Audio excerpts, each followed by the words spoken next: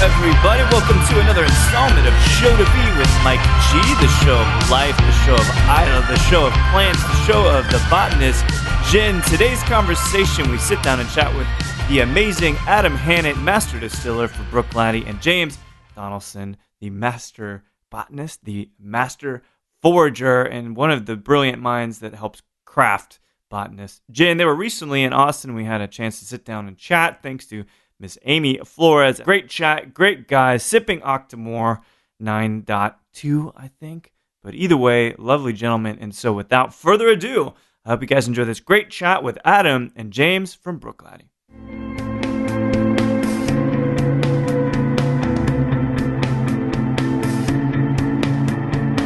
We all do work together really, really well. And there isn't that kind of hierarchical kind of thing. You know, the company's grown a lot. Yeah. And, I mean, for me, like, 10 years ago, I was just rolling barrels in the warehouse. And now I'm head distiller. You know, Alan, the same thing, you know. Like a few years ago, you know, Alan and I were on shift together. He was on the stills, I was mashing. Yeah. And, you know, it's not like a long time ago. That's like, what, like 12 years ago we were doing that? But the progression, the speed of growth of the company and the success we've had and, you know, the people we've taken on board. And you've got to remember, Islay a small community, so we know 3,200 people or so. Yeah, said, right? Absolutely. Yeah. Well, before we came away, we were working on some graphics to kind of give people a sense of like how small Islay is. So we had some cool slides in the presentation where we've got a picture of Islay and like 3,228 people, but actually that's 3,226 because James and I are here. So we you know, it's a small community. The tax rate changes when you leave. It does, exactly, it does.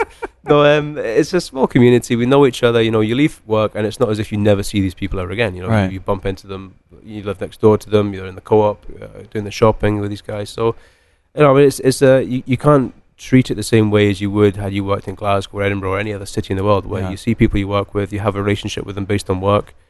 You know, half the day is kind of talking about what you did at the weekend on Monday morning. So, sure.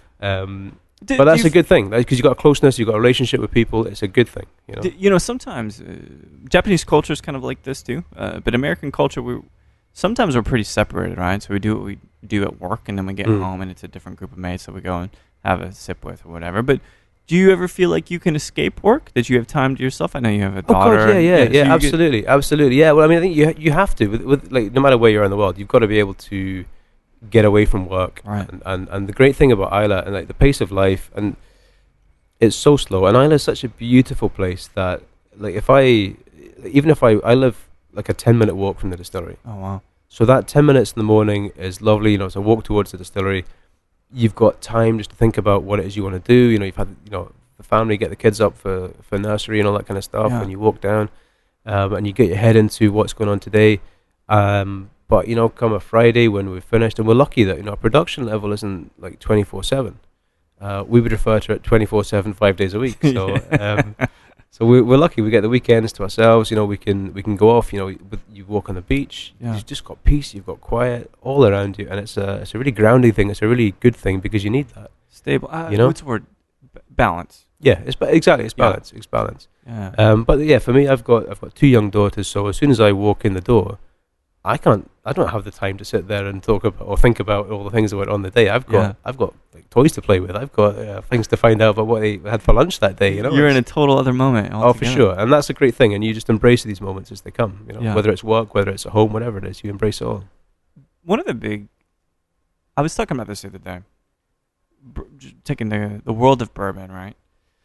The master distillers for bourbon distilleries, they are rock stars here. They are put on a pedestal in a lot of ways. Jimmy Russell, now, given he's in his 90s, he should absolutely fucking be on a pedestal, right? Absolutely. But there's so many people in this world, and we in the States were like, these are our new rock stars. Mm-hmm. So you kind of just stepping away from Islay to come talk to Austin and other parts of Texas about the Botanist and talk about Bruichladdich and stuff. That part of the job, which puts you in the main hall, people paying attention how you talk. How do you like that part of it? The talking, the connecting with the audience's center of attention. If you ask any of my family, any of my friends, then center of attention is not where I'm naturally found. Okay, and that's, I don't know.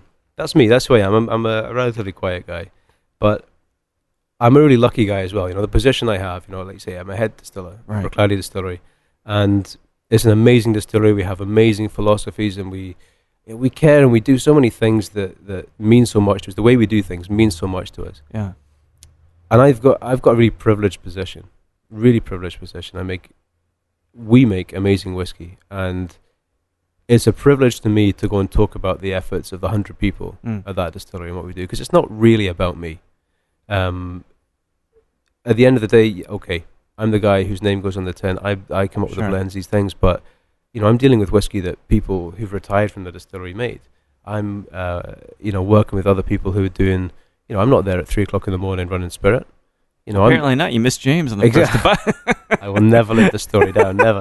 We won't even talk about it. But there's a story, right? There's a story doing the rounds as I'm doing this tour that at some point in the presentation, I'll talk about the dedication of the people who get up at 3:00 in the morning to make spirit, and James will go because I slept in the first time he came to watch the distillation with us. Anyway, as I say, it's not really about me. Right. It's about the team.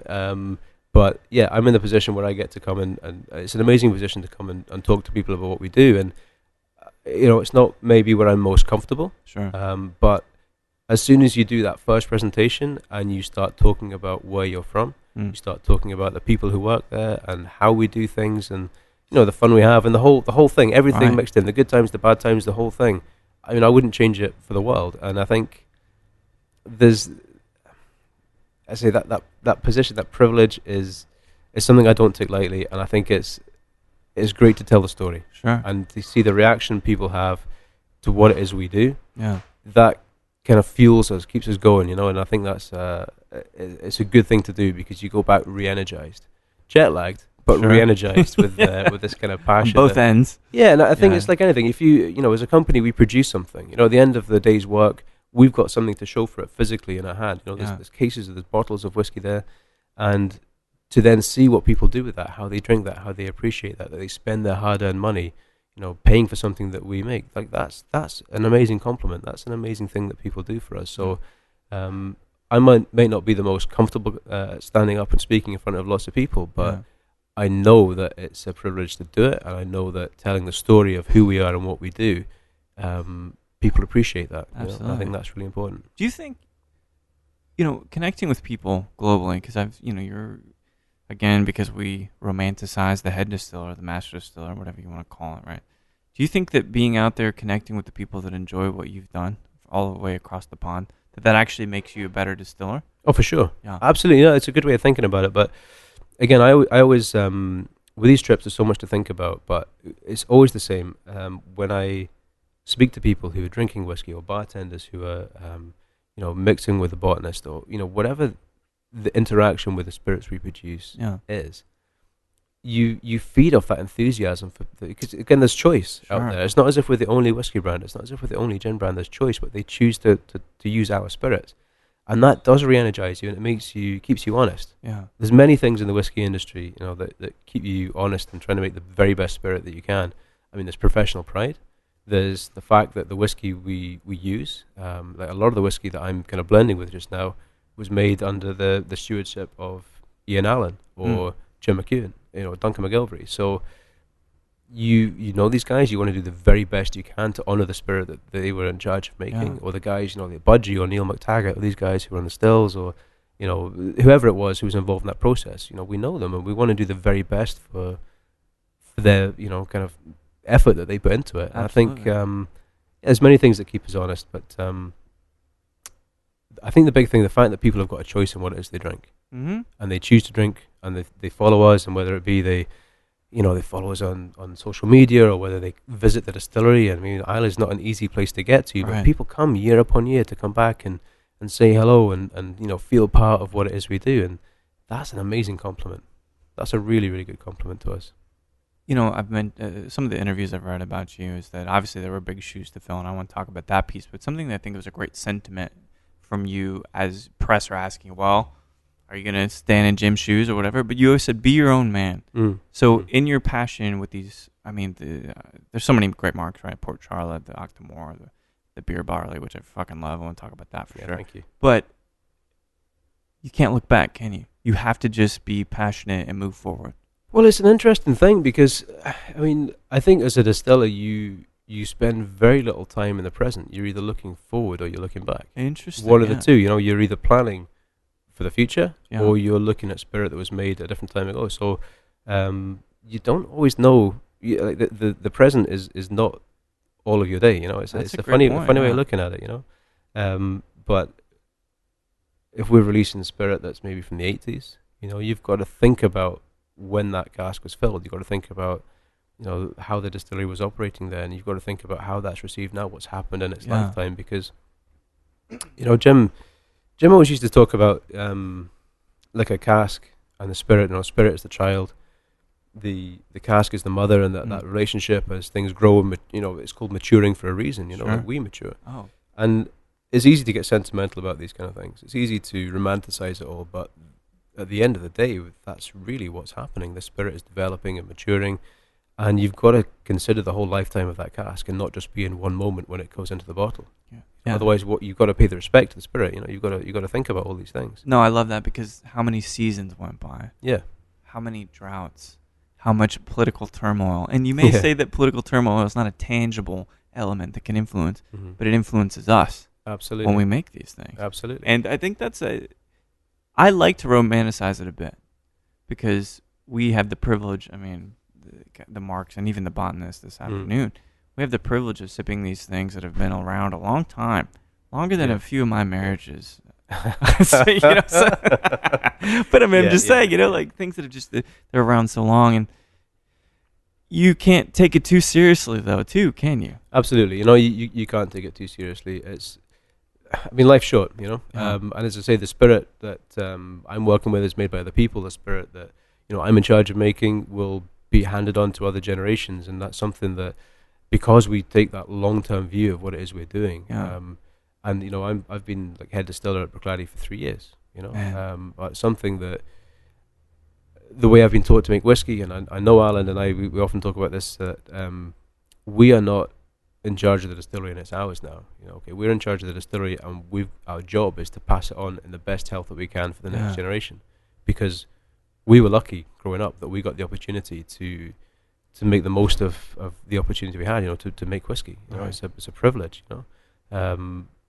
It represents our island, where we are, the people there. It represents everything that we really do. So we have to make sure that we don't fuck that up. We have to make sure that what we do is going to be better for the next generation. And we've got an amazing opportunity from Jim, from Duncan, from Mark, from Simon, these guys who put their moving up from London to settle their families in Islay, moving companies when they've got everything to come for nothing because they believe in something.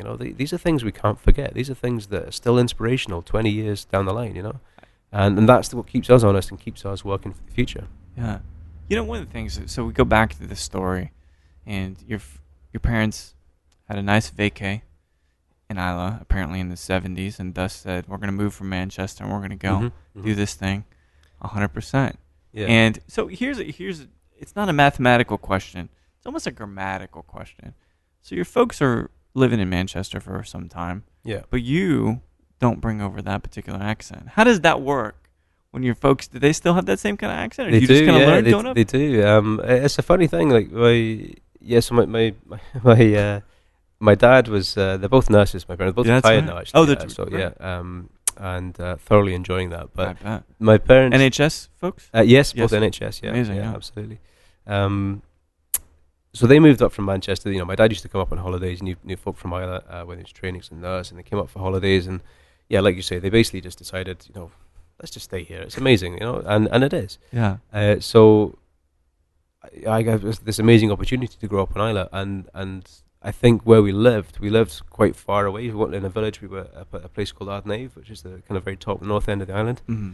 So we didn't hear a lot of other voices, a lot of other accents, what way. So, but my mum and dad, they're quite funny. They used to call us, like, as kids, like chameleons, because when we would go to school, like, we would have a relatively English accent, because in the morning that's what we had, and we'd go to school and we'd be with all the other kids, and we'd come home and we'd have the Scottish accent that would gradually fade back into what we were listening from them. So, and it's a funny thing. Like, again, people will come to Islay, they'll looking around the distillery, they'll be chatting away to me, and they'll be like, "So you're not from here, because I don't have a strong Scottish accent." But equally, there'll be people who will come and say, "Oh, thank God I can understand you," because there's not that thick Scottish accent. So it's a blessing and a curse. But again, there's still that chameleon aspect. A few weeks ago, I had a group with me in the warehouse, and they were from English wasn't their first language, so I was chatting away, and we were talking about different casks and different whiskies, and one of the warehouse boys asked me something, so I turned around and I spoke to them about what it was we needed to do, and when I turned back to the group, they had this really puzzled look on their face. They were like, "What did you just say?" But it was a funny thing when I was talking to people who, again, I think I'm trying to think where they're from, maybe French, actually. Sure. And then when I was speaking to somebody with a Scottish accent, you tune into who it is you're speaking to, I suppose. So it's a blessing and a curse. I think that's amazing. I would say one of the things I think is interesting, right, is because both of your parents are in the health services field. Mm-hmm. Any pressure for you to follow in those footsteps? Or God, saying? No. They. Do you know anything about the NHS? No, God, just a little bit. They actively discouraged us from joining the NHS. Don't do it to yourselves. They used to say. No. I think my parents are great because they. I've got an older brother and two younger sisters, and with each of us, they have given us space to do what is we want to do in life, and they've never put any pressure on us to do this or do that. Sometimes they put pressure on us not to do things, but like any parent would. But no, my parents are so supportive, and again, they allow us to live our own life. And I think that's what you do as a parent, isn't it? When you raise kids, your job is to equip them to make their own decisions. Same for you, I imagine, with the two. Of course, right. Yeah, absolutely. You want to see them. I've got two daughters. You want to see them develop their potential and do their own thing. It's not about me. It's about them. Perfect. And that's for my parents. That's one of the great things that the perspectives they've given me is that you've got to make your own way in life. And as a parent, your job is to prepare your kids the best way you can for how they grow up. And so, talked to David Blackmore some time ago, and he also went into the field of marine biology. Mm-hmm. What exactly was appealing about that? Because he was at Aberdeen University. Yeah. So when I left school, that was a long time ago, longer than I care to admit. I'm older than you, so it's not that long. It feels like a long time ago, a different lifetime ago. But when I left school, there was, secondary education, further education in Scotland is free. So, it was encouraged that you should go and do this. It's a great opportunity. Yeah. And so I did. When I left school, I didn't really know what I wanted to do with my life. I really enjoyed biology. I really enjoyed that kind of thing when I was at school. So I chose marine biology, mainly because I had an image of sitting on a catamaran, the Great Barrier Reef, having an amazing time. That's exactly the same sentiment from other marine biologists. There you go. And then as I was studying, I was in Aberdeen, and that's about as far removed from the Great Barrier Reef as you can imagine. But when I was there, you're growing up, you're getting more experiences, and I quickly realized actually this just wasn't for me. That lifestyle, that I didn't have that willingness to pursue that academic career. Yeah. It wasn't for me. And I think when I came back to Islay, I spent a bit of time where I tried to kind of take stock and figure out what to do, and I didn't know. But in the meantime, and it was my father actually who said to me that you can't just kick about and do odd jobs and this kind of stuff. Yeah. You've got to pick something. Exactly, do something. You'll feel better for it. And he said, if nothing else, try and get a job at a distillery. You get a free bottle of whiskey every month. So that was enough to convince me to give it a try.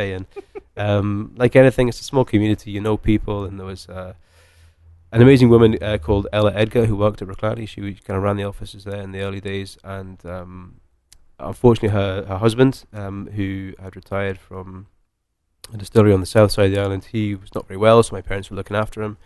And in conversation with her, she said to my dad, "Look, tell him to come and see me. Tell Adam to come and see me." And because my parents had looked after her husband so well, she was only too happy to kind of give us a nudge or a push into the right direction. That. Yeah. to be honest, it's probably not something I've really talked too much about because it's quite a sensitive thing, with for Ella and for a late husband. But I suppose it's one of these things where it's a start and it's an opportunity, and she was she knew who my parents were, how good they were and the values they had, and she was willing to take a risk on. Because obviously you share those same things, right? Yeah, absolutely. You must. Of course, you always look up to your parents. Of course you do. So yeah, I think I was incredibly lucky that that I had that opportunity, and again, when my career at the distillery in the early days was great fun, and growing up in Islay, you don't always take for granted what the distilleries and the influence Islay has in the world. Yeah, and I actually left the distillery after about a year.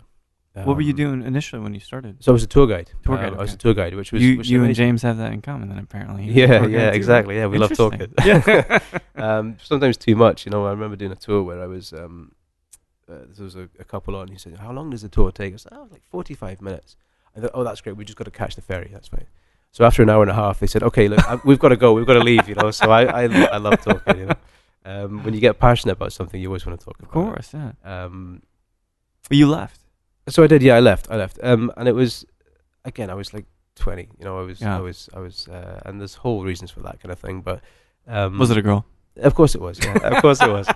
So I left, and I very quickly realised I'd made a big mistake because there was something about, and there still is something about Bruichladdich, but particularly at that time when it was just a few years off the ground, and there was this great feeling around the place, and this kind of team effort, and this family, and things were really good and positive. We were growing, we were doing amazing things, and we could do what we want. You can take on the world, and I loved that.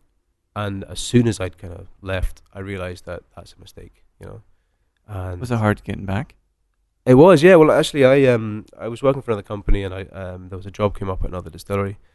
I was kind of landscape gardening, which was great fun. I had a really good bunch of guys I was working with, and I had loads of fun out in the outdoors all day, and good in the summer, good in the winter. It was just good fun. And there was an opportunity to work for another distillery, and I applied for the job, and luckily enough, after the interview, I was offered the job. And in no disrespect whatsoever to this other distillery, which I've got huge admiration for, and they still around? Oh yeah, absolutely. Okay, yeah, cool. yeah. I was offered this opportunity, and I turned it down because it didn't feel the same as Bruichladdich. And maybe that was young and idealistic and stupid, but I just didn't get the same feeling I'd had when I worked at Bruichladdich before. And so I turned it down, but I knew, well, I've given up a really good opportunity. So because I want to be at Bruichladdich, so I went back and I spoke to Jim, and he offered me 3 months' work. He says, that's all? Yeah. He says, you know what? We know you from before, okay, you packed us in, and that kind of thing, but, you were good. You worked well for us. You were dedicated. So coming up for Whiskey Festival, we could do with an extra pair of hands. Yeah, would you help? And that 3 months has turned into like 12, 13, 14 years, whatever we're up to now. So, yeah, I mean, I'm lucky, and things like that story, where I gave up, basically. I packed it in. I worked hard to get back, and when I was back, I worked as hard as I could, and I think that was something that is never too far away from me. It's always at the forefront of your thoughts that I've got an opportunity. I've got something very, very good, and I'm not going to give it up again. Keep working hard, or else. Sure. Yeah, for sure, absolutely. Because no one's job's guaranteed. No. But I love there's so few jobs as well, right, in the distillery arena. It's I mean, but it's funny you should say that, because interestingly enough, now with the Ardnahoe, with the new distillery that Specialty Drinks are planning, there is a lot more opportunities, and the kind of renaissance and interest in single malt. Islay is like the center of the universe. People are flocking to come and see what it is we do, and the island of 20, 25 years ago was a very different place to what it is now. So actually, unemployment's very low. Do you like the changes, given that it's had this economic? I do. I mean, look, it's like anything. I say 20 years ago, and the place is very different. We've got to be, we've got to remember who we are and what we're doing. And we don't want this to become like a whiskey theme park. Mm-hmm. But equally, we've got to, take for granted the fact that people take an interest in what it is we do, and they spend their hard-earned money to travel and see and all around the world, and to spend time with us. And I think Islay's always been a really welcoming place. It's a very friendly place, and long may that continue. I think I don't see any reason why it wouldn't. But it's fascinating to see the change. Absolutely fascinating to see the interest in Islay and the people who want to live there, people who want to work there, be part of what it is we do. I mean, I talk about this a lot, but it's a compliment. You know, it's an amazing thing that people have the interest and want to be part of it. Flattering in some sense. Right? Absolutely. Did you have any kind of early on experiences with Scotch? You know, so for instance, mezcal, right? Oaxaca is the center of mezcal for the world. But all the way up until just a few years ago, people in Oaxaca didn't drink mezcal. Yeah. It was still the poor man's juice, right? But if I were to interpret it as someone from across the pond, everybody was drinking Scotch all the time. Is that really? That's probably not the case, right, Nyla? Or is it the case? I mean, it's a different way of drinking it. I think, you know, culturally, whiskey's kind of in the blood with people from Islay. I mean, up until 40, 50 years ago, people would be given like daily drams. Yeah. You know, guys would be getting guys would be pissed the whole time, basically. And they would be, you know, there'd be jobs at the distillery. If you had to go and clean out the kiln, or you had to go and muck out the mash tun, you get a dirty dram for that. You know, the dirty jobs, you get an extra dram. So, you know, alcohol, rightly or wrongly, was kind of weaved through the lives of people. Currency. You know, exactly, a currency. And it was what people kind of got out of bed for, if you like, in some ways, which is not a good thing. Sure. I think when I was growing up, whiskey or single malt whiskey was something that people didn't really drink too much round about. It was maybe a special occasion, or, you know, certainly in our house, it was, you know, when there was visitors, you would have, you know, something, you know, a good bottle. But if it was, like, most of the time, people would be drinking whatever was cheapest, you know, and I think that's probably just, you know, economically, you know, what the reasons why. But change days now. I think there's a huge. I mean, there's always been a pride, but now again, the visitors, the tourism is so much. I think now there's you know, people are much happier to, you know, sit there and enjoy Lafroig or a Lagavulin or whatever it may be, because they maybe understand, appreciate the fact that, you know, the island is so busy, people are taking interest in what it is we do, so let's get on board and appreciate it too. So they're open to peat in ways they've never been before. Yeah, I think so. Yeah, well, I mean, interestingly enough, I mean, a lot of people from Islay don't really like peated whiskey. They don't like it either. It's like, well, it's not just people from Islay; it's people across. You know, there's not in terms of global populations. You know, there's not a lot of peated whiskey to go around. Yeah. So, you know, the people who like peat, you know, they're going to come to Islay to find it. So, but it doesn't mean everyone in Islay likes peated whiskey. You know, Bruichladdich has always been the kind of and Bunnahabhain the kind of preferred single malt of choice because it's super no peat. light. Yeah, absolutely. Right. Yeah. Yeah. Coastal elements, some salinity to it, which is really good. Just All easy to drink, yeah. Oh man, Yeah. good values on both, man. Yeah. I get it. Always looking for a good bottle of Scotch at a reasonable price, and I found a 10-year-old proper laddie for what, $45? Right. Where did you find that? Have you got time to go and get one?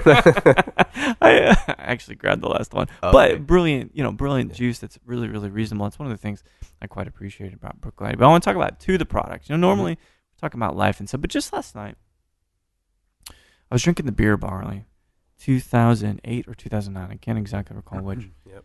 And you know, got a bit of Scotch, got a bit of spirits at the house, and I seldom am taken to an Earl Grey, jasmine, orange-infused rose water kind of spirit. And for some reason, this beer barley took things to a honeycomb. It took it to rose water. It took it to jasmine tea. This is one of the most elegant and enriching flavor experiences I have ever had. Yeah. So, because I'm going to review it here coming up soon, and this whole other concept I'm working on, but this was a good project. This was interesting. Tell me how it kind of came about. So the Bear Barley project, or essentially the Bruichladdich project, you know, it's the Bear Barley is an aspect of it, but it's bear or beer? Bear? Bear. Okay. Bear. Okay. Yeah. Beer, bear. You know, it's okay, either or. But the project, you know, where we're focusing on terroir, the project where we're focusing on the varieties of barley, where it's grown, you know, who grew it, how we distill it. Yeah. It's fascinating, and it's a fundamental, and that really we should every distillery should be considering, and I'm sure they do to a point, considering the variety of barley they use. But for us, the guys who were involved in Bruichladdich, like who getting the distillery back up and running, the kind of visionary guys, you know, the Jim McEwens, Mark Rainier, Simon Coughlin's, these guys, it was fascinating to them particularly Mark and Simon from a wine background, that nobody focused on the variety of barley. Nobody focused on anything other than yield. Nobody really gave a fuck about where the barley came from. It could come from anywhere. So, sorry, excuse my French, of course. So they didn't care about any of that kind of stuff. Mark and these guys, Jim in particular, was really keen to have Islay at the center of things. You know, can we grow barley in Islay? And these projects take a lot of persuasion and a lot of work to get off the ground. But when we start distilling spirit with flavors or with barleys that give us different flavors because of where they're grown or the variety, that's just common sense. Of course, it makes sense that a different barley will give you a different spirit. So the Bear Barley is a great example, and if I could pick any of the different varieties and things we use, then Bear Barley is probably the best example to talk about how a variety of barley that isn't on a recommended growing list for brewing and distilling, but makes an amazing whiskey, is very difficult to work with in many ways. We had some of the barley growers from Orkney, where this is a native kind of species, Orkney. Yeah, okay. So this barley has been grown there for, I mean, we know certainly hundreds of years, 600-700 years, but assume, and rightly so, that it could be thousands of years it's been grown there. This barley is suited the conditions, so it's early ripening. It's a 6-row head rather than a 2-row head. So it's a really different proposition because it hasn't had the modern breeding and in the quest for yield. It's been grown because it suits the conditions of Orkney. So in poor soil it grows well. It ripens well because that's the conditions. So it's a fascinating thing because it's not really like barley that we would know now, and so as a way, it's incredible spirit, and for a very different proposition for the farmers to grow and to harvest, for the maltsters to turn to malt, and for us to distill. But after all these different processes and the hard work and the sweat and the swearing that you finally get to that spirit running through the still, that experience and tasting that spirit, it's amazing, dude. The yield is terrible. Sure, well, it's incredibly expensive. Everything that tastes good, right? Yeah, but this is the whole thing. We're distilling for flavor, not for yield. That's not at the forefront of our mind. And you create a spirit like that has this concentrated flavor, that has this essence of where it's come from, and it, like you say, the flavors are like things you've never tasted before in whiskey. And for us as distillers, like we're not doing anything new. We're just rediscovering things that have been done hundreds of years ago. Yeah. But doing it in a way that just makes sense to what we want to achieve. So Bear Barley is a great example. It's a great whiskey, and I mean some of the vintages we have, and we're just preparing the 2010 vintage, and honestly it's one of the best whiskies I've ever tasted that we've produced. The 2010 Bear Barley is going to be something that we, for whatever reason, whether it's the conditions or the harvest or whatever it was that year, or the distillation or the way something happened, it's created an amazing spirit. But releasing a whiskey in a vintage like that, so that same variety of barley in the same place, different vintages, it's a learning experience. It's fascinating. It's educational, and it's not trying to say it's the best whiskey. Year upon year it will vary, but that in itself is a very interesting way of looking at whiskey. When I think about distillates, whiskey is somehow removed from the raw, not necessarily Scotch, but in bourbon, absolutely removed from the raw product. People don't think about corn typically because we eat it all the time in different kinds of ways. This tastes like a barley eau de vie. Yeah. Right? With just slight oak kind of influence. Like, I can't... cherry brandy, there's this note of, again, orange and honeycomb. Dude, it's really remarkable, and I've never had a Scotch that quite tastes like it. It's interesting when you talk about that, the spirit is forward. It's not about the cask. And for a lot of whiskey, it's about... a variety of barley that will give the farmer a good yield, but easy to the maltster, that will give the distiller a good yield. You make a lot of alcohol. You put it in cask, and the cask does, you distill it as fast as you can. You make a pretty average spirit, and the cask does the work. So, to generalize and all that stuff, and that's not all whiskey at all. But in the bulk, in the volume kind of game, that's kind of where it is. Yeah. When you think of the Bear Barley and you think of that spirit and distilling slowly and the way we do things, it's not about volume, it's about quality. So everything's done slowly, everything's done right for the right reasons to make a good spirit before we put it in the cask. If we put it in a really good cask and leave it too long, then all that influence of the barley is gone. So we stick our neck on the line and we say, do you know what, we're going to release this at 5 or 6 or 7 years old, so that actually, and not state the age really, it's about the vintage, it's about that product. So if we leave it in the cask too long, then you don't get the essence of the barley. That's the ingredient we make whiskey from. You meet the whole purpose of the project. is connecting to this grain, which is not commonly used, despite how, again, to your point, the economics of it aren't so great. But it is so enriching, and it is such an involved experience. You cannot passively sip this. No. You have to be engaged, and think about it, because it's so interesting. Yeah, and this isn't a whiskey that you're going to drink every day. Well, I don't there know. There isn't enough of it. Pretty delicious, Adam, I think. There isn't enough produced, Yeah. And economically, it's a more expensive whiskey for a younger whiskey. But if we think about things in terms of economics and trying to compete on that, Matt Hoffman at Westman, to coin his phrase, if you're trying to compete on price and compete on these things, it's a race to the bottom. Yeah. And that's where we find ourselves, in the distilling industry for a lot of the time. Well, we're in the race to the top. We want to make the best spirit. Yeah. We want to do things differently. So you're going to pay more for a younger whiskey. But if you want to do that and take the risk and jump on board and find out what it is we do, then you know what? You're going to get amazing whiskeys. The whole category is amazing, man. Been a huge fan for a long time. Thank you. But one of the things too, this pillar, this tenet of the values at Bruichladdich, slow. Oh yeah. Persistent, insistent. This is another value and pillar of Botanist Gin. You were talking about this earlier. It's we could run it faster. Yeah. Because you can. I've been a gin distiller for years. You can run that stuff fast. Yep. But do you break the finer chains, those oils, those flavors? You truly do. Yeah. And you guys do many different bits of reflux, many different bits of extra copper in the distillate to make sure that it's intensely flavorful. So, but the question really is, you come from a place of a little more brooding, dark flavor. Whiskey to me is more in that kind of element. But then gin is a little bit lighter, maybe even happier, although that's got some complexity with talking about Hawthorne earlier, right? Yeah. I mean, did you have to step outside of yourself to be able to do both of these things? It's a duality there. No, I think there's a lot of common themes, and what I've been talking about, the botanist distillation, we're not gin distillers. There's no skills of gin distilling on Islay that we've been able to tap into the same way we have with whiskey, where things are handed down generation to generation. But guys like Jim and Duncan and the guys I learned to make whiskey from, Budgie and Neil, these guys, Neil McTaggart, it's about doing the right thing, doing it slowly and we take those same principles that we do with making whiskey and apply them to how we make our gin. We're not trying to make gin the same. We're not trying to copy anyone else's thing. Yeah.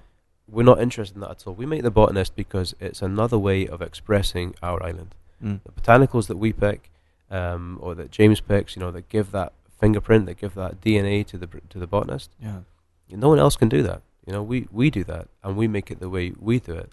And if somebody else makes gin on Islay, they'll do it their way, and etc. But the fundamentals are, we know that a slow distillation in whiskey will be good, so we're going to do a slow distillation for making the Botanist. Sure. We know we get that contact with copper, we're going to get clean, pure spirit. It's going to be good. and when we when I look at the spirit, when we get that Botanist and we you evaluate it, you do it in exactly the same way we would with whiskey. Yeah. I don't know how the gin guys do it. Maybe they do it the same. I don't know, but I know that spirit tastes good to me, and it's such a fundamental, basic thing. But if you look at it in the glass, and you can see the way it coats the glass, and the legs are good. That texture is good. Yeah. You nose it, and it's not aggressive. You get the balance of flavor. You get this floral thing, kind of absolutely just leaping out the glass. And you taste it, and the experience is not aggressive. It's soft. It's sweet. It just coats your palate, and it's a lovely experience. Just to focus Silky. on that. Yeah, absolutely. Almost sexy. Absolutely. You could say that. Right. You could say that. I'm saying that. You say that. But then the finish, it doesn't just disappear off your palate. It's there for a long time. It evolves, opens. That's what you want in a whiskey. That's what we want in gin. That's what we want in a spirit and an experience where you're drinking a whiskey. That's what you look for. So whether it's right or wrong, whether that's what people do with gin or not, I don't know. But I know when I get that profile, I get that experience with drinking the Botanist. Feels I know right. it's good. If it feels right, if it tastes good, it's good. It's that simple. I think that's a good framework to make any spirit. Feels good. It's honest. Yeah. Tastes good. Then these are the things that kind of ensure that it's going to translate that way too. Yeah, absolutely. Across the globe. Absolutely. So being here in Austin, how do you like? Because when did you guys arrive? You said you're jet lagged, so maybe you just arrived this morning or last. Yeah. night, So or? we what Well, I left. What day are we on? Thursday. Thursday, yeah. So I left Scotland on Monday morning. Oh. I flew from Edinburgh to New York, and we've had a couple of days in New York, and then we flew in from New York to Austin today, and then tomorrow morning we fly to San Francisco. And but it's a great thing, and my job and James's job is at the distillery, so like it's a privilege to travel, but we've got to get the balance right. So it's a good song too. Yeah. I know you don't listen to music, but that is one that we gotta agree. I do. I don't listen to as much music as I did, but I do. So that's cool. But we've got to get the balance right. We've got to get out there and and meet people, because like we talked about before, it kind of re-energizes you. When you, particularly for the botanist, which this tour is about, it's like when that bottle leaves us, that isn't the job finished. It's right. What we're producing is amazing gin. You may drink it neat, you may drink it Botanist and tonic. A martini currently. The B&T. It might be the martini. It makes just a lovely martini as I'm sipping really, now. Really does. Actually, I'm sorry that I didn't offer any. Would you like some? Oh, I've had two. It's okay. But no, it's an amazing thing. The botanist. It's a great thing, and to get out there and talk about it and complete that circle and see what other people do, because we talk about what we do in the foraging and what we do in the creation of that is quite experimental, quite different, and we would encourage people to take it to the next step. To there's I have no not interest, but I have no profile on social media or any of this kind of stuff. But I noticed that exactly. Yeah, I'm hard to find. But it's to be the botanist. Yeah. It's this kind of campaign. It's this kind of idea that we would get people to go out there and do what we've done on as extreme or not scale as you want. You could go out and spend 3 weeks, in the hills, picking things that come into flower once every 10 years, or you can go to the farmer's market. You can get some fresh ingredients. You can whip up a little something, but you're getting out. You just you're being creative and doing something that you made. And I think that's the great thing about the botanist, is that it's inclusive. It's about we're not going to tell you exactly what we should do. As James has said, and I completely agree. We wouldn't tell you how to drink the botanist any more than we would tell you what shoes to wear to work on a Monday morning. Okay, so we make a great product. We love it. Go off and do something exciting with it. Don't just take it for granted. Do something with it. Take some inspiration from what we do and drink it that way. I love it. Inspiration in a bottle, in a sense, right? Absolutely. Islay in a bottle. Oh, even better. Mm-hmm. So I got 2 questions left for you. This one is, we talked about you're busy raising the daughters and stuff, so it's a little difficult, I'm sure. But let's say you're drinking the Bear barley, 2009, because I haven't had the 10 yet. I'm going to hold you to make sure I can sip some with you. Yeah. But you're anywhere in the world just enjoying a dram, and you could have a conversation with anybody, living or deceased, musician, artist, poet. Who might you like to just post up at the bar and have a conversation with? That's a really, really good question. And I'm not going to come up with anywhere near an interesting enough answer for that. It's a great question, but I don't know. I would think,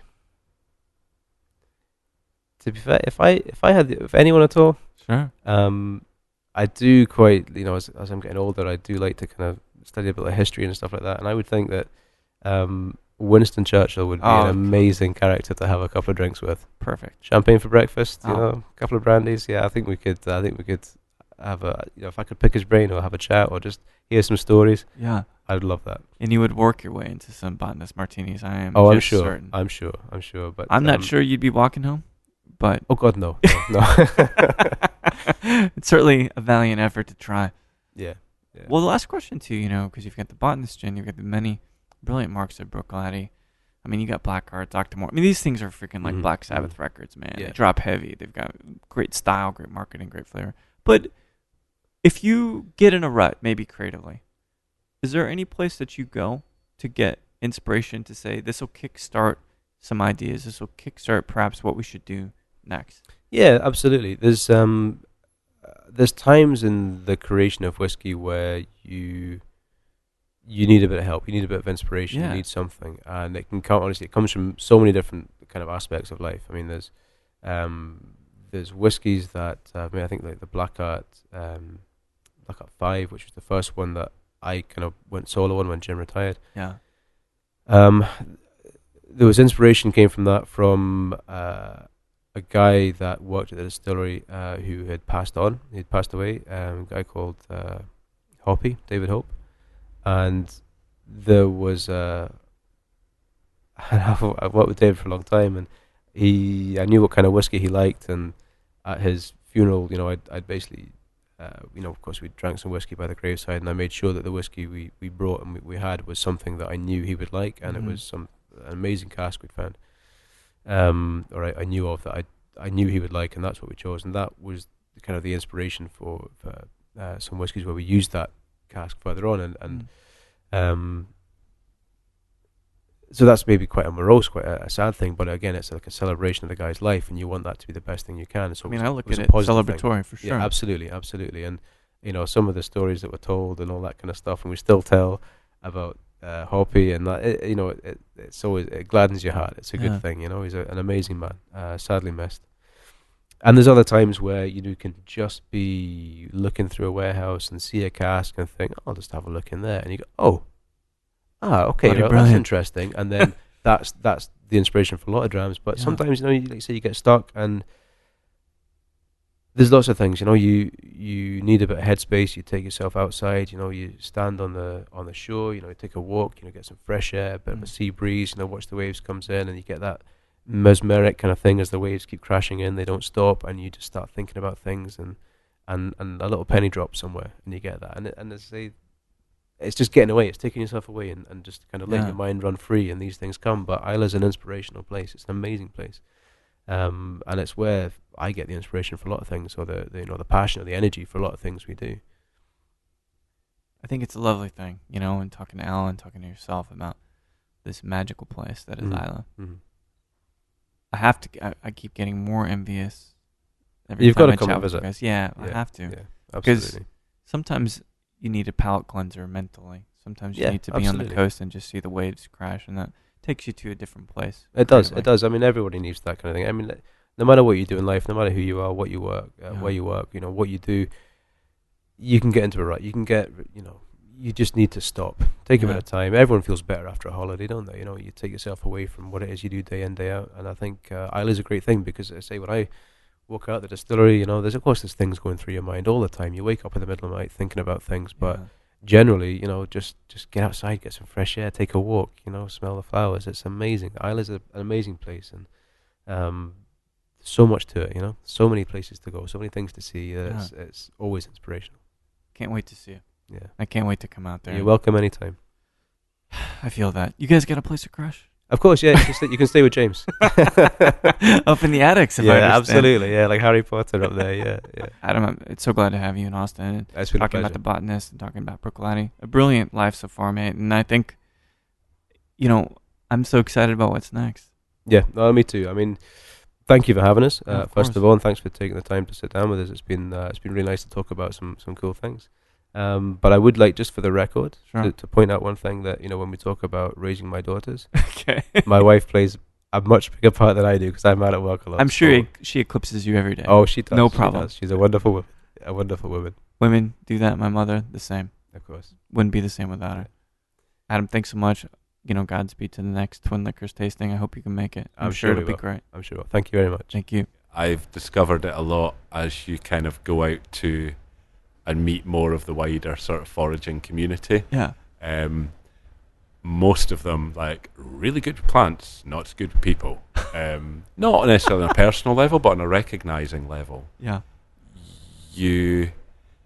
It's a massive issue on a botanical front, on a kind of environmental front at the moment. Yeah. We've got this massive issue with plant blindness. Plant blindness? Plant blindness. What the hell does that mean? You don't see plants. People don't recognize, don't appreciate plants. Like normal people? Yeah, in their surroundings. And if they do, we've just had the massive kind of scare story review of we're all doomed. We've done the massive environmental survey and we're doomed. We've got 50 years left, really etc., knocked it etc. up, yeah. But you get bits in that going, but hey, the panda's doing quite well. And you're there going, no, bamboo's doing quite well. And the panda's eating the bamboo. And it's a huge issue just now, because you've got all the big headline species, all the big headline problems. Right. But you show someone a picture. I mean, there's the famous one of they use as an example for this all the time, which is, I think it's a cheetah lolling on a branch, and it's, what do you see? And everyone goes, a cheetah. No one goes, grasslands and a sausage tree, which apparently is a real thing. Yeah. I don't think it makes real sausages, but it is. So you take away the grasslands, you take away the tree, the cheetah's screwed. Yeah. But no one sees anything but the cheetah. So a lot of foragers run on the very opposite of, let's say, normal humans. Right. Whereby... And normal's a terrible word. But I get it. Not discerning. Yeah, non-discerning. Yeah. So it tends to go the opposite way, where the foragers are wandering around going, oh, there's that, and there's this, and there's a bit of that up there doing quite well. And then someone will appear going, James, hi, how are you? And you're like, we've met? Like, yeah, about 20 minutes ago. We like, dated for 2 years in the 80s, okay. James. Come on. Yeah, well, aye. But, so yeah, I'm off on a tangent already, but it's a massive issue at the moment, because everything's plants. Everything you eat is plants, and if it's not plants, it eats plants. Right. And yet not all, but the vast majority of the literature, the concern, it's like, oh, we're losing pandas. It's like, yeah, that's because there's no bamboo, because you've built a car park on it. So let's... Oh, well, fucking car parks. As someone who observes deeply the terroir and the plants growing around us, and knowing that they're kind of the precursors and the tellers for how the world will actually evolve and or deflate. Sure. Are you comfortable with how we are, at least all research points to, ruining the planet? Am I comfortable with it? Oh, no. Not really. I'm really not sure what the answer is, though. There's an awful lot of us. Yeah. And we all want a lot of stuff. And it's had an awful lot of focus recently, which is, of course, not a bad thing. Sure. But yeah, I've got a feeling the reality is we have to meet halfway. Population growth is another matter, but who are we to go? And, the UK, the US, arguably particularly, you're like, yeah, we've got areas devastating the landscape, and they like building cities and expanding, and supermarkets and mega markets and more roads. It's like, yeah, people want the things that we've got, and how dare we grudge them wanting those things? But at the same time, we're sort of getting to a point of going, but you can't have all those things. The world can't support all of us having all those things. But we're not. No, but we wouldn't give up those things, though. They're our things, but you can't have those things. So, yeah, how do you answer that one? I don't know. You can't maintain our lifestyle while complaining that it's ruining the planet without giving anything else up.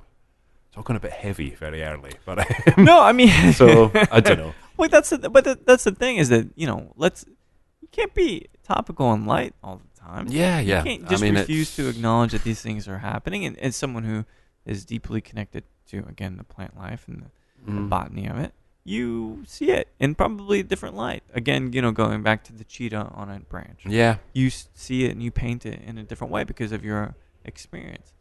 So one of the things, when you were chatting earlier about the botanist, you said, I come from foragers. So your folks were also involved with foraging? Well, it's just sort of what you grew up with. I mean, there was probably a greater interest or a greater knowledge that I recognised in, particularly my grandmother. It was brewing, essentially. Yeah. She was very much into the homebrew, which was a big thing. That's great. Again, before it was popular. Yeah, it's something else that's come in full circle, but it just was popular. I mean, I suppose it spun out of God, I'm sounding like I'm 110 years old now, but it's like a lot of these things we're beginning to look back to, but they had always historically been there, and then I feel they may have taken a bit of a lull, and then post World War II, rationing, hard times, which I was not there for. Let me just point out, but not that old. Yeah, but I mean, times were tough, and people started to look back to, you want something nice to drink, you make it yourself. You know, it was the whole dig for victory. I didn't realize thing. That.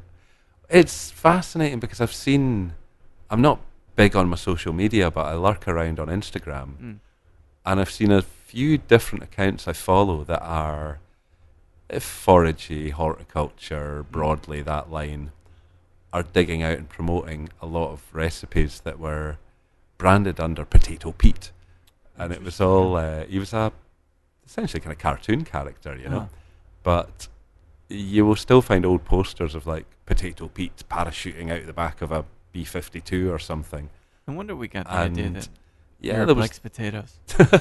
wouldn't have had it otherwise. Aye, but there was the whole dig for victory thing. It was the beginning of the allotment movement in the UK as well, and it was entirely born out of necessity. But people are starting to look back to it, some on that focus. I mean, there are a few foragers, particularly in the US, really starting to look at urban, I don't know if it's urban food shortage, but urban nutrition shortage. Yeah, like urban, they call them urban food deserts. Yeah, yeah, absolutely. I mean, I can't speak of it. I've had a week in New York, which is very different to Bruichladdich, enough, but I wouldn't want to come across as, hey, I've had a week here, I know all about the US, but just listen to the podcast. Yeah, obviously, James. But it is a far more motorized culture, I think. It's more modern cities. It were cities that were built in the era of the car, right? And I won't say I'm speaking from personal experience, but it seems that if you don't have a car, it's not built to walk. It's not built for communities. It's not built that you would go to a local store and necessarily get yourself in a lot of areas. I mean, I know farmers markets and such. Right. No, but you're absolutely right. Even from here, right? Yeah. We're downtown Austin. Where do you go to get some fresh food? And you have to walk at least probably 10 blocks just to find something, which isn't so bad, but it's not really necessarily convenient. And that's if you're living downtown. That's exactly right. Which out is in the cost prohibitive. Or out in the projects, I suppose, then, again, I can't speak from personal experience, but from having an overview on some of these things and the work that some people are doing in the country, they're looking at people that might not be short of food, but you're desperately short of nutrition. And yet you have, I'm gathering in a lot of these areas as well, that's where you've got open ground, that's where you've got forageable material growing there. And the nutrient density that you'll find in a lot of wild plants, non-domesticated plants, is orders of magnitude greater than you'll be finding in commercial foodstuffs and white bread and white flour. So you have that opportunity there. Sure. So it's interesting to see some of it going full circle on. It's almost dig for victory all over again, So. In a very strange way. Yeah, Would you say that you eat pretty well? Naturally? Yeah, I eat pretty well. I mean, I've not come at this from a culinary background, and I've not come at it from a drinks background. Yeah. And it's been one of the massive highlights of this job. I mean, when I took the job on, I was aware of what the role would involve day to day, what my actual kind of working practice, I suppose, would be. I hadn't quite realised, well, among other things, quite how much hand modelling I would do. Do you have hairy knuckles? We do. Actually hairy knuckles. I think you're much more hairless than me, even though I've got Scottish descent. We certainly have. I mean, we operate an academy program at the distillery. We bring people over to learn about the brand. Rather than trying to push, billboard advertising. We'd rather people just came to visit, learnt a little bit about us, but equally we learnt a bit about them. Sure. And then we thank them for coming and pack them off. It's not a hard sell with a, sign here, we expect 5 branded posts on Instagram. It's just, we meet people, and if they love what we do, great. If they don't, we should probably question what we're doing. Sure. Who did you meet first, by the way? Was it Adam? Was it Alan? Through the distillery? Yeah, to kind of contract you. It was Alan that interviewed me first, yeah. But, I mean, I knew the distillery well long before. I'd been visiting Islay for 4 days at a time, probably every other week between Easter and October for 5 years before I moved. So I knew I was in a pretty privileged position, actually. Just to give a bit of background, I used to work as a tour guide. Highlands and Islands, extended tours, anything from 3, Nature 6, or 9 distilleries days. or both? Everything. Okay. Very generalist. So it was history, it was folklore, it was landscape, it was everything. Showing people, immersing people in the landscape, the culture, the history, the folklore, all of it, really. And of course, because of my interest as well, I was always building in a lot of, not strictly foraging necessarily, but highlighting to people the plants that were around them, what grew where and why, especially traditional uses, you know. We've got 1 million acres of heather in the Highlands, which these days is largely seen as pretty useless, but used for mattresses, used for ropes, particularly for fishing nets for the kelp industry. You can twist a rope that floats. All have history and all kinds of ways. Distilling and such. So it's another I love that. interesting thread. When it came to the flavor profile of Botanist, which is 22 strong, you know, you talk about Tanqueray, that's 4 botanicals. Sure. You talk about Plymouth Gin, 7 to 9 botanicals. 22, very robust collection of flavors. Did you have much to do with influencing the flavor of that, or was it kind of top down, where they're saying, well, this is the flavor we want, James, go grab these things? No, I didn't. Like an awful lot in the industry, I'm standing on the shoulders of giants. So when I started the role, it was many years after the first distillation. Yeah. And to me, one of the most fascinating things about the whole story is considering how much they were shooting in the dark. You know, I know Jim McEwen had worked out an idea of what he wanted to produce. Yeah. My predecessors, Richard Mavis Gulliver, they had brought in a great selection of different botanicals for him to work his way through. But on a still the size of Ugly Betty, there is no trial run. There is no, well, we'll try this, we'll try that, we'll experiment for a bit. You know, you're charging it with thousands of litres of spirit to begin with. It's an expensive thing to go, try this, we'll change it, we'll do that. And the fact that the recipe has remained, bar a symbolic sprig of Islay juniper, it's remained unchanged since that first distillation. That's amazing. It's quite astonishing. But no, all the hard work had been done before I came on board. But you're the one keeping it alive. Mm-hmm. Do you get a lot of people using their horns extraneously? Because in the States we do that. You know, I was in France recently, and it's kind of it was like, hey, you know, here's a heads up, guys. Here, it's totally punitive. Yeah. It's a smack on the hand every time. It's not something we're troubled with as much on Islay, it has to be said, no. I don't doubt that. I really don't. So how long now have you been involved with the Botanist project? It's only 2 years. 2 years? Yeah, 2 years. So, as I say, Richard and Mavis, who are my predecessors, I think Alan spoke to the beginning of the project, and like so much in the Bruichladdich story, the serendipity of them beginning to think, you know, we're going to make a gin. We want to do, as we've done with everything else at Bruichladdich, have that element of terroir, have the, you know, the Islay itself coming through. Right. And just there and then, it's like, and it just so happens we've got a pair of botanists living on the island just down the road. So the introductions were made. My understanding is for the first distillation, no one knew where it was going to go. It was never set there as a 10-year plan. We're going to make this gin. We're going to take over the world.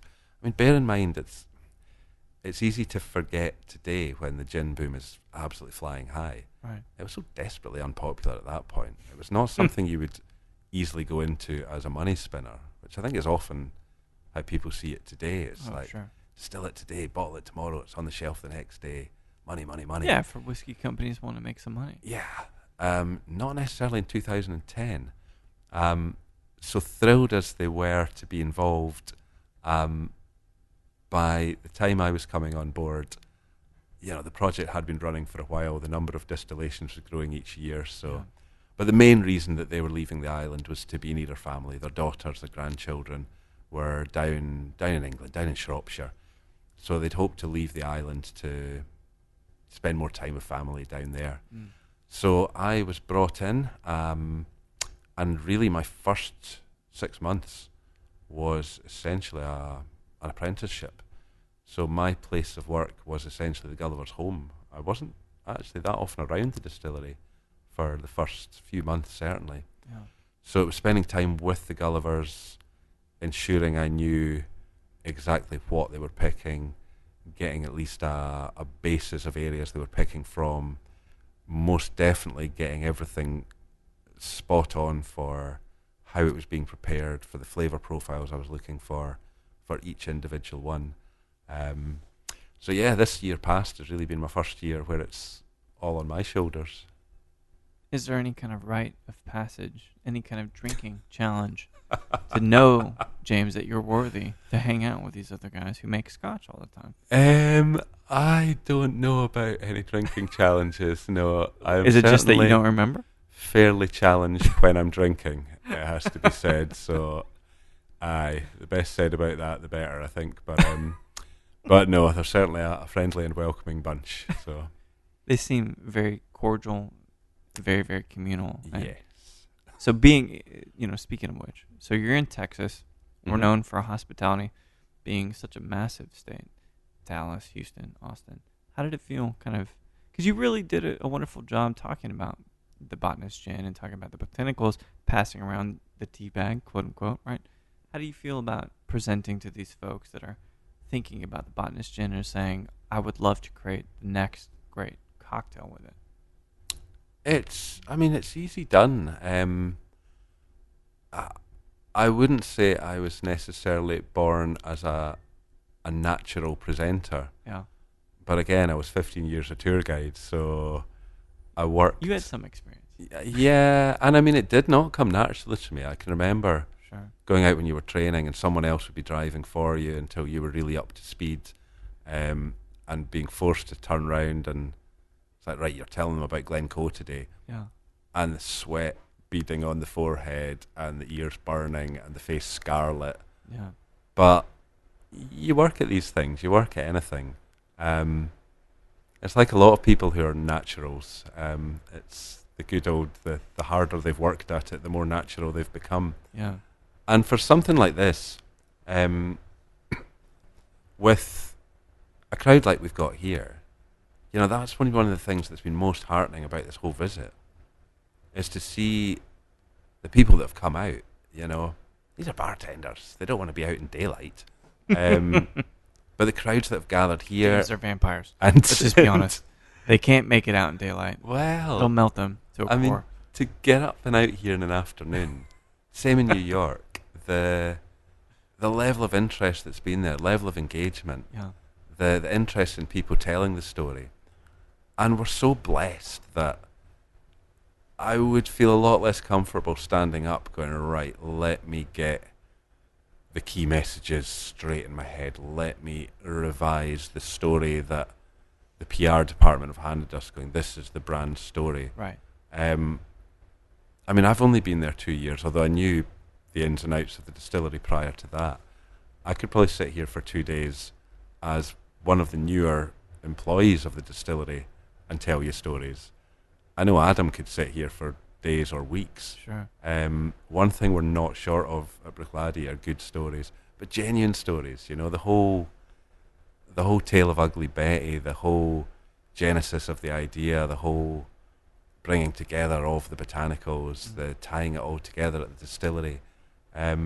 We've got bags of great stories, but they're genuine stories. It's not all just on the back of the bottle that you're embellishing to present to people. They're honest, they're rooted in reality. And if it's something you believe in, you enjoy, and you got a kick out of when you first heard it, then it's not hard to kind of bring that to other people. So the attic that they've sequestered you to, Yes. is it haunted or not? I'm actually... I will be returning to my attic having been taken from me. I am a victim of gentrification. So, yes, by the time I get back, I think my attic space will be gone. Really? Yep.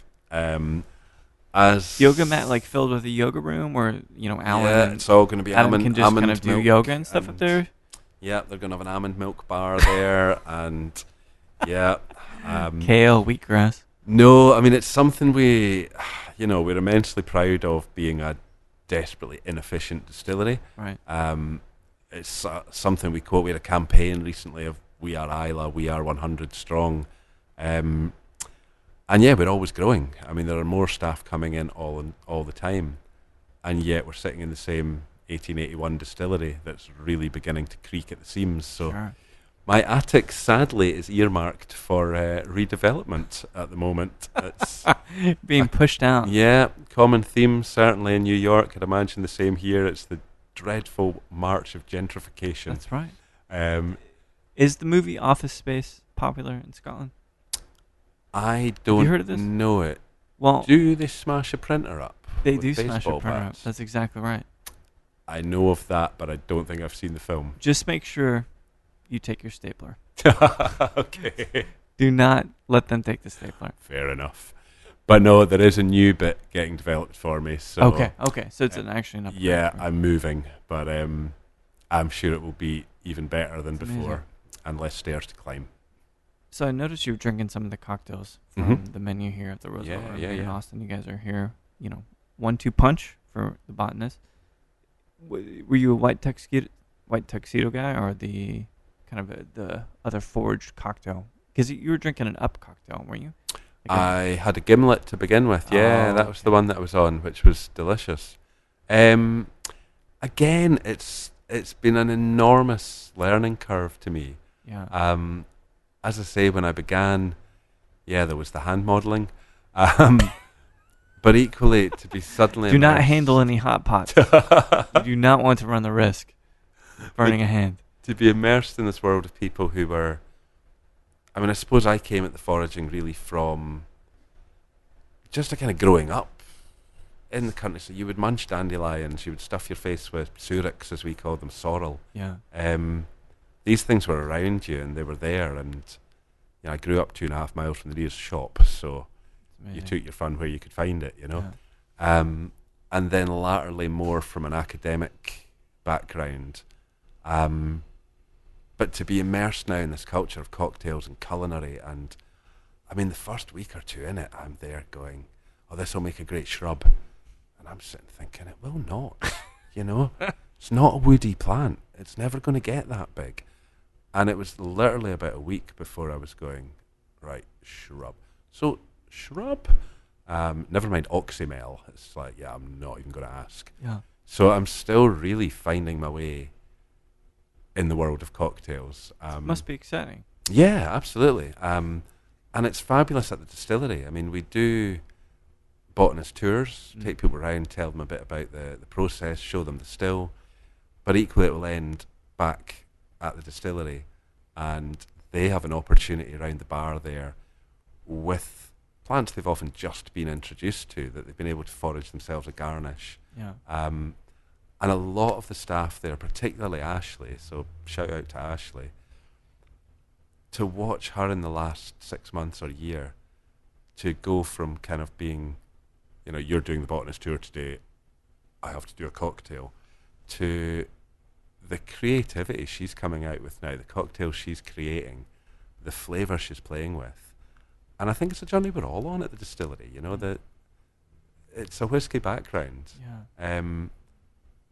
But from the very beginning, with the foraging, with the cocktails, with the culinary, it was never a fly-by-night thing. It was never like, right, we'll tick a foraging box. We've wanted to learn about it as we go, and I'm still way down here on that aspect of things. But you learn, you start to experiment at home. I've got a freezer full of bright green ice at the moment, which is one of my go-tos. So, Yeah, but I'll try anything I'm offered, and you will be offered anything from a foraged garnish to, well, one of the standouts was, I've made this cocktail to represent what Islay means to me. Yeah. So I've tried to get the sea air in there. This was a visiting bartender, and that kind of maritime feel of being by the coast.